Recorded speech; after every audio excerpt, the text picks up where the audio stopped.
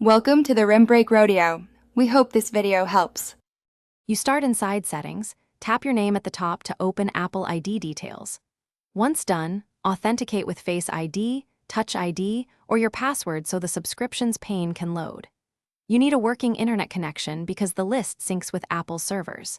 Now tap Subscriptions to reveal active and expired plans. This shows which app or service charges you and the next billing date, so you can decide which one to manage first. You'll see each subscription's price and renewal date. Tap the one you want to change.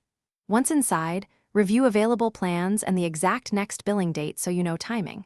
If you want to stop payments, tap Cancel Subscription and follow prompts. You'll retain access until the end of the billing cycle. If options show Change Plan, pick the desired tier to upgrade or downgrade. Also check whether the subscription is billed through a third party or under family sharing, because that affects who cancels. After you confirm cancellation, Apple usually sends a confirmation email. Save it or take a screenshot for your records. Make sure the subscription status in Settings changes to canceled or expired. This verifies no future charges. If you still see billing or the subscription remains active, sign out of your Apple ID and sign back in, update iOS to the latest version, and check the billing method on file. If problems persist, contact Apple support directly and provide.